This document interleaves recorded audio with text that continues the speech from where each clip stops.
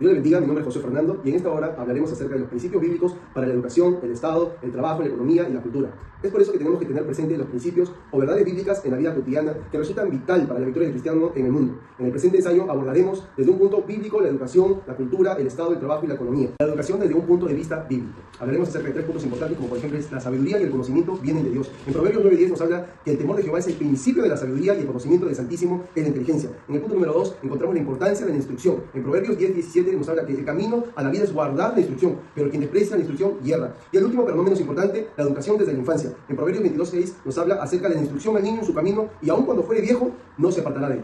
Principios bíblicos para el Estado.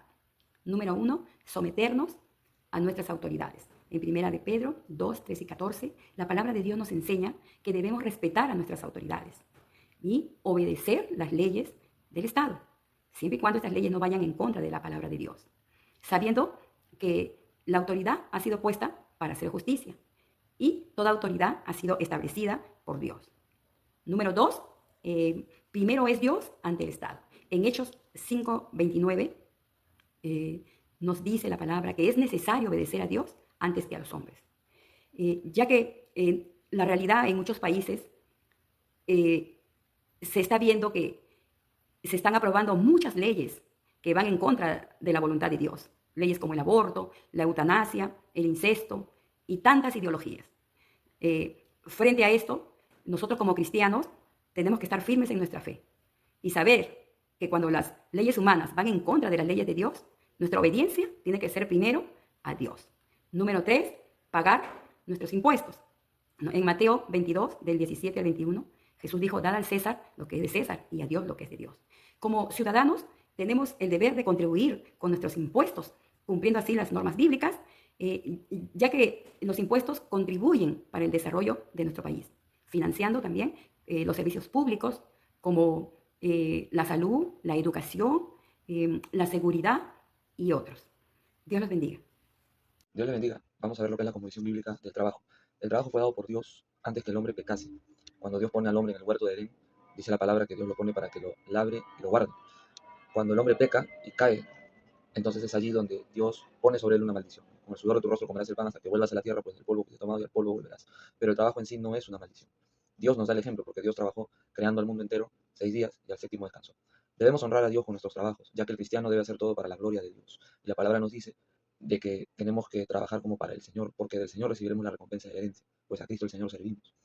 Como le decía hace un momento, Dios nos da el ejemplo, ¿no? Jesús dijo, mi Padre trabaja, y mi Padre hasta ahora trabaja y yo trabajo, ¿no? Entonces vemos que Dios es un Dios que trabaja hasta el día de hoy.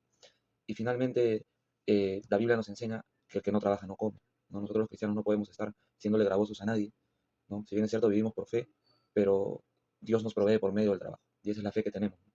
Que Dios nos provee todas las cosas, nos provee el trabajo para nosotros poder suplir nuestras necesidades y poder también ayudar a los necesitados. Que Dios les bendiga. Dios les bendiga. Soy el hermano Luis Tazaico Reyes. En esta hora voy a hablar del tema la cosmovisión y la economía. Amén. Se puede entender por la Biblia que Dios es el dueño de todo, que Él lo creó todo.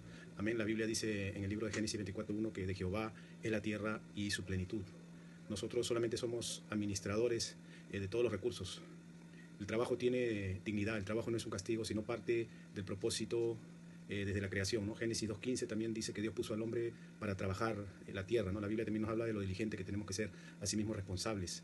En Proverbios también condena la pereza, ¿no? Dios también nos habla de la justicia y la honestidad.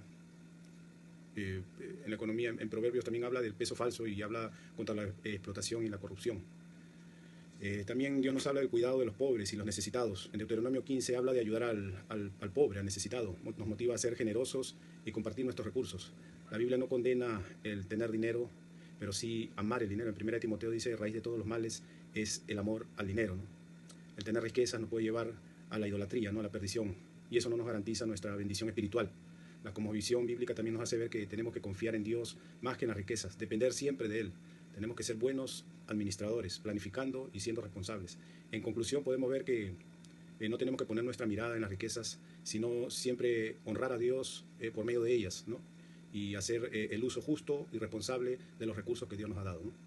Dios les bendiga, eso es todo. Saludos, profesor y compañeros. Mi nombre es Fabiola y para culminar hablaré sobre la cultura y las conclusiones. En cuanto a la cultura, la Biblia nos enseña 3 principios muy importantes. El primero es el mandato cultural en Génesis 1. Dios nos llamó a cultivar, administrar la creación. Segundo, nosotros somos a imagen de Dios. Se nos ha dado la creatividad para adaptar positivamente al mundo. Y tercero, nuestra postura como cristianos no es huir del mundo, sino transformar la cultura a través de los principios bíblicos y transformar a reflejar a Cristo en la sociedad. En el ensayo hemos visto la cosmovisión cristiana no se limita solo a las 4 paredes de la iglesia, sino es la palabra de Dios, cómo nos da principios absolutos para criar, educar, para respetar a nuestras autoridades, para ver la economía, para ver el trabajo como una adoración, para ser mayordomos en nuestra economía y para influir también en la cultura. Nuestro deber es renovar nuestro entendimiento y ser luz en cada una de estas áreas. Muchas gracias.